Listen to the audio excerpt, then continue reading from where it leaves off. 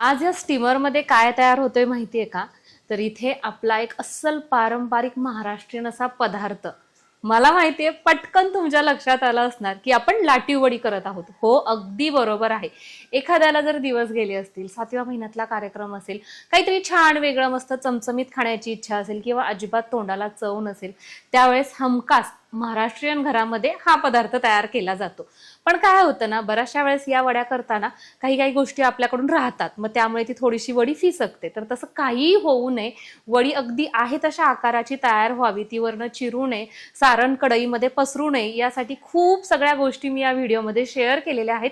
त्यामुळे video skip न करता शेवटपर्यंत बघा. सगळ्यात अगोदर एका परातीमध्ये आपण घेत आहोत 2 कप बेसन पीठ आणि ज्या कपानं किंवा ज्या वाटीनं तुम्ही बेसन पीठ मोजून घेतलेलं आहे ना, त्याच वाटीनं आपल्याला अर्धा वाटी गव्हाचं पीठ घ्यायचंय. इथं हे पीठ मी चाळून घेतलेलं आहे.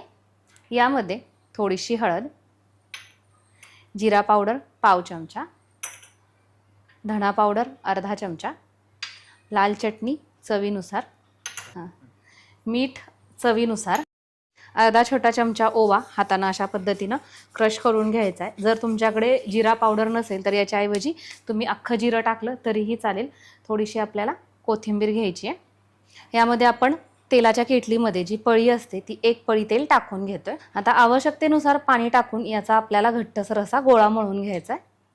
तर इथं कमीत कमी पाण्याचा वापर करून छान घट्टसर तरीही मऊसूद असा आपल्याला हा गोळा मळून घ्यायचा आहे. आणि मळलेला आता हा गोळा कमीत कमी 10 ते 15 मिनिटांसाठी रेस्टसाठी ठेवणार आहोत. यानंतर स्टेप दुसरी, ती म्हणजे लाटीवडीसाठी लागणारं हे सारण आपण तयार करणार आहोत. गॅसवरती पॅन ठेवलेला आहे आणि याच्यामध्ये आपण 2 मोठे चमचे हे तीळ घेत आहोत. इथं आपण हे गावरान तीळ घेतलेले आहेत आणि चांगले छान मस्त खमंग असे आपल्याला हे भाजून घ्यायचे. तर हे बघा, आपले जे तीळ आहेत ना, ते अशा पद्धतीनं भाजले गेले पाहिजेत बरं का. मस्त टणटण ते असे तव्यामध्ये उडले पाहिजेत. आपल्याला हे सगळे पदार्थ थंड करून घ्यायचे, तर त्यामुळे आपण एका परातीमध्ये हे काढून घेतोय. यानंतर 1 मोठा चमचा ही खसखस. खसखस खूप पटकन भाजली जाते बरं का, त्यामुळे खूप जास्त वेळ तिला असं मोठ्या फ्लेमवरती वगैरे ठेवायचं नाही. तर तुम्ही बघताय लगेच ही तडतड करायला लागलेली आहे. हे बघा, याला अशा पद्धतीनं हलवून घ्यायचं आणि एकसारखी भाजून घ्यायची. खसखस देखील चांगली भाजली आहे, काढून घेऊया. सुरुवातीला काढताना प्रत्येक पदार्थ सेपरेट सेपरेट काढून घ्यायचा. आता याच्यानंतर इथं आपण 1 वाटी हे खिसलेला ओला नारळ आहे. याच्याऐवजी तुम्ही सुक्क खोबरं सुद्धा घेऊ शकता. पण तुम्हाला सांगू का, जर तुमच्याकडे असेल तर आवर्जून ओला नारळ वापरा. याच्या वड्या खूप छान होतात. खोबरं छान खमंग खरपूस असं भाजलेलं आहे, काढून घेऊयात. पॅनमध्ये थोडंसं तेल टाकून घेतोय आपण आणि या तेलामध्ये आता आपण थोडासा कढीपत्ता टाकतोय. तुम्हाला सांगू का, तुम्ही जर आत्तापर्यंत अशा पद्धतीनं ही जर लाटी वडी केली नसेल ना, तर नक्की ट्राय करून बघा. माझ्या पद्धतीनं अप्रतिम अशा चवीची होते. आणि या लसणासोबतच आपण टाकून घेत आहोत साधारण 15 ते 17 या लसणाच्या पाकळ्या. लसूण काय होतं, बऱ्याचशा वेळेस आपण कच्चा वापरतो आहे असा त्या सारणामध्ये, पण तसं न करता कढीपत्ता आणि लसणाची ही फोडणी तयार करायची आणि ही फोडणी त्या सारणामध्ये वापरायची. आणि मग बघा कमाल, अप्रतिम अशा पद्धतीचं आपलं सारण होतं. म्हणजे तुम्ही वडी खातच राहताल अशा पद्धतीचे. तर याला आहे ना, आपल्याला काय करायचं आहे, असं फक्त याचा थोडासा रंग बदलेपर्यंत परतत राहायचं आहे. तर इथं बघा, लसूण आपण खूप जास्त करपवलेला नाहीये आणि हा जो कढीपत्ता आहे ना, तो छान मस्त कुरकुरीत अशा पद्धतीचा झालाय. तर हा आपण सेपरेट काढून घेतोय. आता याच्यामध्ये आपण टाकत आहोत कांदा. तर इथं मी 1 मध्यम आकाराचा कांदा असा थोडासा बारीक कट करून घेतलेला आहे, जेणेकरून तो पटकन भाजेल. हा सुद्धा आपल्याला छान असा भाजून घ्यायचा आहे. हा थोडासा जास्त भाजायचा बरं का, चांगला ब्राऊन रंगाचा होईपर्यंत. हा आपल्याला पूर्णपणे थंड करायचा आहे. आता काय आहे ना, आमच्या घरामध्ये शेंगदाणे हे नेहमीच भाजलेलेच असतात. तर त्याच्यामुळे काय, माझ्याकडे इथं शेंगदाणे आहेत, त्यामुळे मी हे भाजून घेणार नाहीये. तुमचे जर शेंगदाणे कच्चे असतील तर अर्धा वाटी शेंगदाणा आपल्याला भाजून घ्यायचा आहे. आता आपण जे भाजून घेतलेले पदार्थ आहेत ना, त्यापैकी तीळ आणि खसखस आहे की नाही, आपल्याला निम्मीच वाटायची आणि निम्मी इथं ताटामध्ये मी काढून घेतेय. सगळ्या ह्याचं वाटण आपल्याला करायचं नाही. ते असं कुठेतरी मध्ये मध्ये दिसल्यानंतर पण ते छान दिसतं ना सारण, तर त्याच्यामुळे हे अशा पद्धतीने निम्म आपण असंच ठेवलेलं आहे. जी राहिलेली शिल्लक तीळ आणि खसखस होतं ना, ते आपण वाटून घेतलेलं आहे. खसखस आणि तीळ हे कधी पण आहे ना, कोरड्या भांड्यामध्ये अगोदर वाटून घ्यायचं. ओलं भांडं झालं तर मग ते काही वाटलं जात नाही.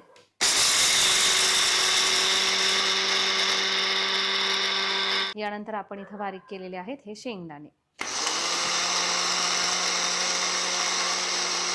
आणि त्याच्यानंतर इथं आपण हे खोबरं बारीक केलेले. खोबरं तुम्ही बघताय असं आहे ना, एकदम फाईन पण नाही बरं का, पण असं थोडंसं तुम्हाला हे जाणवतंय का, असं क्रश ज्या पद्धतीनं म्हणतो ना तशा पद्धतीनं केलेले. हे ओलं असल्यामुळे मला हे मिक्सरला फिरवावं लागलं. ज्यावेळेस तुम्ही कोरडं खोबरं घेता की नाही वाळलेलं, तर त्यावेळेस हातानं चोळलं तरी पण ते इझिली अशा पद्धतीनं क्रश होतं. याच्यानंतर इथं आपण हे बारीक केलेला कढीपत्ता, लसूण आणि हा कांदा हे वाटून घेणार आहे.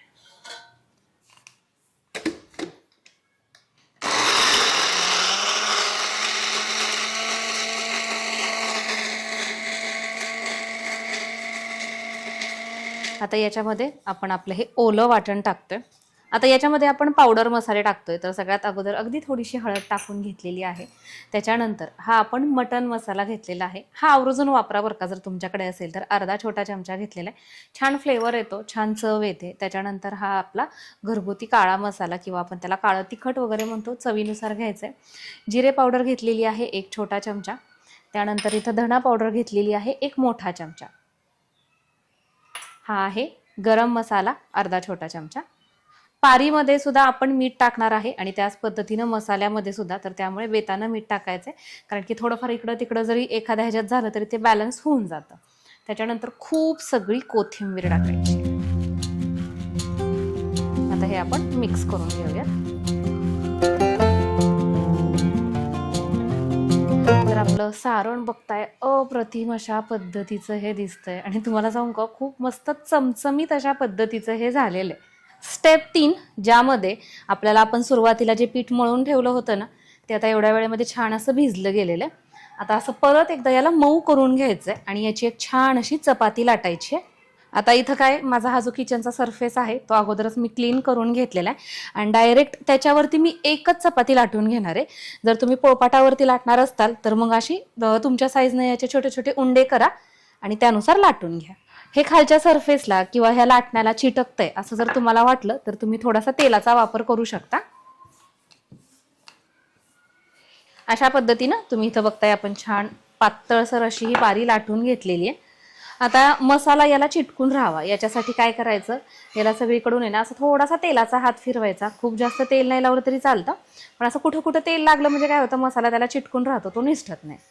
आणि याच्यावरती आता आपण हा जो तयार केलेला मसाला आहे ना, तो आपण सगळीकडून व्यवस्थित असा पसरवून घेणार आहोत.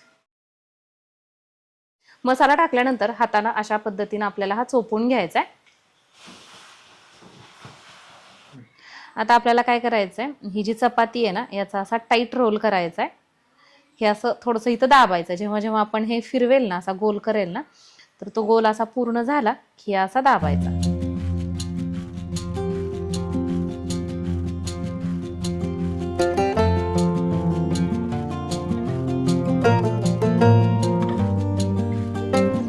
असा आपल्याला हा छान घट्टसर असा रोल करून घ्यायचा आहे. आता इथं आहे ना आपण थोडंसं पाणी लावून घेतोय आणि हा असा थोडासा ह्याला असा चिटकवल्यासारखं करायचं, थोडंसं ओढून असं हे बसवायचं आणि त्यानंतर हातानं असं हे प्रेस करायचं. असं हा रोल. आता इथं जर तुम्हाला जाणवतोय ना इथं गॅप आहे, तर इथं थोडंसं पाणी लावून घ्या. पाणी लावायचं आणि त्या हातानं असं दाबायचं थोडंसं, म्हणजे ते चिटकून बसतं.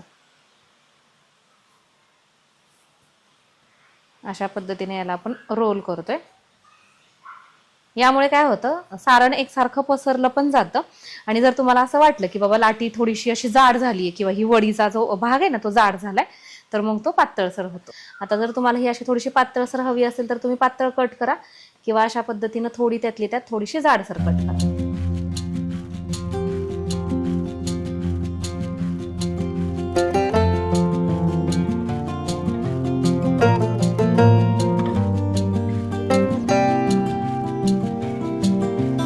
आपण पाणी गरम होण्यासाठी ठेवलं होतं. इथं आपण ही स्टीमिंगची प्लेट घेतलेली आहे. असे जे पदार्थ असतात ते खरंच तर आपण काहीतरी निमित्तानं करत असतो आणि खूप सायासानं करत असतो आणि त्यामध्ये जर काही चूक झाली तर आपल्याला खूप वाईट वाटतं, कारण की आपल्याकडे वेळ कमी असतो आणि आपल्याकडनं जी चूक झालेली आहे ती निस्तरण्यासाठी आपल्याकडे तेवढा पुरेसा वेळ नसतो. ही वडी करत असताना बऱ्याचशा वेळेस या ज्या वड्या आहेत ना वाफायला ठेवल्या की वरच्या बाजूनं चिरतात आणि नंतर तळताना मग त्यातलं सारण बाहेर येतं. तसं होऊ नये यासाठी इथं आपण हा सुती कपडा ठेवलेला आहे आणि याच्यावरती ह्या वड्या आपण ठेवून घेतोय. आणि हा जो कपडा आहे ना तो मी अगोदरच ओला करून घेतलेला आहे बरं का. आणि आता या वड्यांच्या वरती हा कपडा जो ओला आपण करून घेतलेला आहे ना तो अशा पद्धतीने आपल्याला ठेवून घ्यायचा आहे. आता हे आपण झाकून ठेवूयात.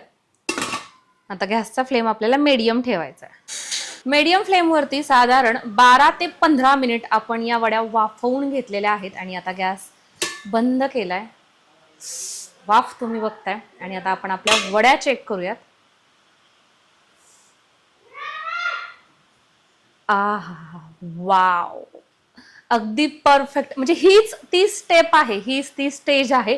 इथे काय होतं माहितीये का, आपल्या ह्या ज्या वड्या आहेत ना त्या वरच्या बाजूला अशा क्रॅक जातात आणि क्रॅक गेल्या की त्या वडीला असं काहीच लुक राहत नाही किंवा जे काही आपलं प्रेझेंटेशन म्हणा किंवा जे काही आहे की नाही ते पूर्ण खराब होऊन जातं. आणि तुम्ही इथं आपली वडी बघू शकता. एकतर आपण ती अगोदरच कट करून मग वाफवून घेतलेली आहे, ही इथं पहिली ट्रिक आहे. आणि दुसरी ट्रिक ती म्हणजे या कपड्याची, ही सुद्धा तुम्ही जरूर वापरा. याच्यामुळे सुद्धा वरच्या बाजूनं वडीला अजिबात क्रॅक जात नाहीत. आता आपण पूर्णपणे थंड करून घेऊयात. वड्या आपण पूर्णपणे थंड करून घेतलेल्यात आणि थंड झाल्यानंतरच आपल्याला या तळायच्या आहेत. तर गॅसवरती आपण कढईमध्ये तेल गरम होण्यासाठी ठेवलं होतं. याच्यामध्ये या वड्या टाकून घेऊया. खूप जास्त गरम नाही किंवा खूप जास्त थंड नाही, मध्यम गरम असं आपण हे तेल करून घेतलेलं आहे.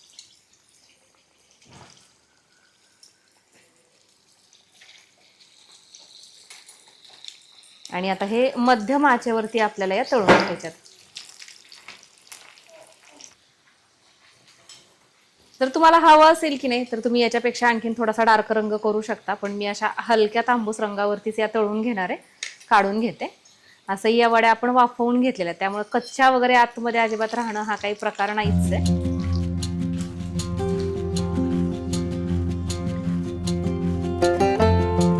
आपली एक बॅच आणखीन तळायची होतीये, तोपर्यंतच इथं मी तुम्हाला दाखवते. भन्नाट अशा पद्धतीची ही वडी दिसतीये. भारी ना. काय ना, हे असे पदार्थ आपले आपले असे पारंपरिक पाहिले ना तोंडाला आपसूकपणे पाणी सुटतं. तर तोपर्यंत आहे ना मी एक वडी तुम्हाला तोडून दाखवते आतमधून. छान अशा पद्धतीची झालेली आहे, पूर्ण वाफवली गेलेली आहे, मसाला आतमध्ये पर्यंत तुम्हाला दिसतोय. चला तर मग आज आपण तयार केलेली ही लाटीव वडी कशी वाटली हे कमेंट करून नक्की सांगा. मी जे साहित्य वापरले त्याच्या व्यतिरिक्त तुम्ही याच्यामध्ये आणखीन काय ऍड करता हे सुद्धा मला कळवा. परत भेटूयात अशाच एका छानशा आणि नवीन साध्या सोप्या रेसिपी सहित. तोपर्यंत बाय बाय.